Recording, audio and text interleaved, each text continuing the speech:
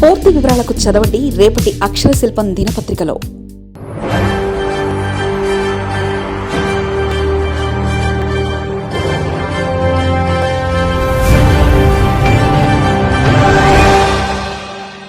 తెలంగాణలో మరో రాజకీయ వేడి. పట్టభద్రుల పోరులో యువ సవాల్. ఎమ్మెల్సీ స్థానాలపై కొత్త తరం చూపు. ప్రధాన పార్టీలో గ్రాడ్యుయేట్ గుబులు. రంగంలోకి ఫైర్ బ్రాండ్ నాయకులు. హైదరాబాద్, వరంగల్ స్థానాలపై పావులు. తెలంగాణ రాజకీయ రంగంలో సాధారణ ఎన్నికలు, స్థానిక పోరు ముగిసినప్పటికీ రాజకీయ సమరం ఏమాత్రం చల్లారలేదు. రాష్ట్రంలో త్వరలో జరగబోయే పట్టభద్రుల శాసనమండలి ఎన్నికల వేడి అప్పుడే మొదలైంది. సాధారణంగా ఎన్నికల నోటిఫికేషన్ లేదా ఓటర్ల నమోదు ప్రక్రియ ప్రారంభమయ్యే కొన్ని నెలల ముందు హడావిడి కనిపించడం సహజం. అయితే ఈసారి దానికి భిన్నంగా ప్రధాన రాజకీయ పార్టీల తరఫున యువ నాయకులు, నూతన తరం ఆశావాహులు చాలా ముందే క్షేత్రస్థాయిలో పావులు కదుపుతున్నారు. పట్టభద్రుల నియోజకవర్గాల్లో ప్రధానంగా విద్యార్థికులు, యువత, ఉద్యోగులే ఓటర్లుగా ఉండడంతో సాంప్రదాయ రాజకీయ సీనియర్ల కంటే ఫైర్ బ్రాండ్ నాయకత్వంతో పాటు ఉన్నత విద్యావంతులైన యువనేతల వైపే రాజకీయ పార్టీలు, ఓటర్లు మొగ్గు చూపే స్పష్టమైన ధోరణి కనిపిస్తుంది. తెలంగాణలోని ఉమ్మడి జిల్లాల ప్రతిపాదికన జరిగే పట్టభద్రుల ఎమ్మెల్సీ స్థానాలు రాబోయే కాలంలో రాజకీయంగా అత్యంత ప్రాధాన్యత సంతరించుకోనున్నాయి. ప్రధానంగా హైదరాబాద్, రంగారెడ్డి, మహబూబ్ నగర్ పట్టభద్రుల నియోజకవర్గానికి ప్రస్తుతం పీఆర్ఎస్ నేత సురభి వాణిదేవి ప్రాతినిధ్యం వహిస్తున్నారు. ఈ స్థానానికి సంబంధించిన పదవీకాలం గడువు 2027 మార్చితో ముగియనుంది. రాష్ట్ర రాజధాని కీలకమైన ఐటీ కార్డర్ విస్తరించి ఉన్న ప్రాంతం కావడంతో ఇక్కడ విజయం సాధించడం అధికార, ప్రతిపక్ష పార్టీల ప్రతిష్టకు ప్రతీకగా మారింది. మరోవైపు వరంగల్, ఖమ్మం, నల్గొండ పట్టభద్రుల నియోజకవర్గం నుంచి గతంలో గెలిచిన పల్లా రాజేశ్వరరెడ్డి ఎమ్మెల్యేగా ఎన్నికవడంతో తన పదవికి రాజీనామా చేశారు. ఆ తర్వాత జరిగిన ఉప ఎన్నికల్లో కాంగ్రెస్ అభ్యర్థిగా పోటీ చేసిన తీర్మానం మల్లన్న విజయం సాధించారు. అయితే పరిణామాల క్రమంలో ఆయనకు కాంగ్రెస్ పార్టీ సస్పెండ్ చేయడంతో ఆ నియోజకవర్గ పరిధిలోని రాజకీయ సమీకరణాలు ఆసక్తికరంగా మారాయి. ఈసారి గ్రాడ్యుయేట్ ఎమ్మెల్సీ రేసులో పాత తరం నేతల కంటే సోషల్ మీడియాలో ప్రభావం ఉన్న యువ నాయకుల పేర్లే ప్రముఖంగా వినిపిస్తున్నాయి.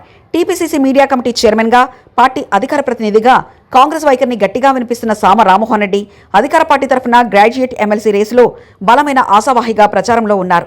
విద్యార్థి నాయకుడిగా తన ప్రస్థానం ప్రారంభించి గడిచిన కొన్నేళ్లుగా టీవీ డిబేట్లు, క్షేత్రస్థాయి ఉద్యమాల ద్వారా నిరుద్యోగులు, యువతలో ప్రత్యేక గుర్తింపు తెచ్చుకున్న ఆయన హైదరాబాద్, రంగారెడ్డి, మహబూబ్ నగర్ లేదా మెదక్ ఉమ్మడి జిల్లాల పరిధి నుంచి బరిలోకి దిగే అవకాశం ఉందనే ప్రచారం జోరుగా సాగుతుంది.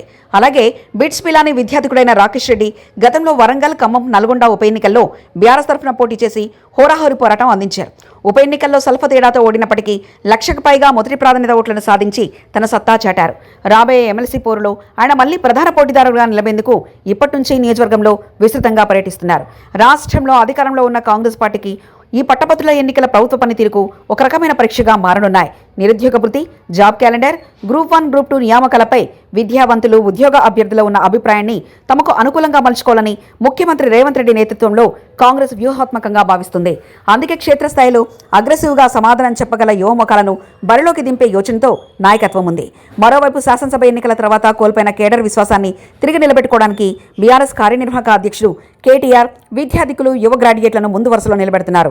ఇక బీజేపీ తన అర్బన్ ఓటు బ్యాంక్, విద్యావంతుల మద్దతుతో 2 ప్రధాన స్థానాల్లో బలమైన అభ్యర్థులను నిలిపి సత్తా చాటాలని ఇప్పటికే గ్రౌండ్ వర్క్ వేగవంతం చేసింది. త్వరలోనే కేంద్ర ఎన్నికల సంఘం పట్టభద్రుల ఓటర్ల నమోదు ప్రక్రియను ప్రారంభించే అవకాశం ఉంది. ఈ ఓటర్ల నమోదు ప్రక్రియ నుంచే అసలు పోరు మొదలు కాబోతుంది. కొత్త ఓటర్లను రికార్డుల స్థాయిలో నమోదు చేయించడమే అభ్యర్థుల విజయానికి తొలిమెట్టు కానుంది. రాకేష్ రెడ్డి, సామ రామ్మోహన్ రెడ్డి వంటి సోషల్ మీడియా ప్రభావం ఉన్న నేతలు ఇప్పటికే వేలాది మంది ఐటీ నిపుణులు, విద్యార్థులు, నిరుద్యోగులతో నేరుగా కనెక్ట్ అవుతూ డిజిటల్ నెట్వర్క్ పెంచుకుంటున్నారు. పట్టభద్రుల ఎమ్మెల్సీ ఎన్నికల్లో ఏ పార్టీ గెలుపోవటంలైనా 2 ప్రధాన అంశాలు ప్రభావితం చేస్తాయి. మొదటిది ఓట్ల లెక్కింపులో ప్రాధాన్యత ఓట్ల విధానం కాగా, రెండవది ప్రభుత్వ ఉద్యోగుల నియామకాల వేగం. నియామకాల ప్రక్రియలో ఆలస్యం జరిగితే అది అధికార పార్టీకి ప్రతికూలంగా మారిపోయే ముప్పు ఉంది.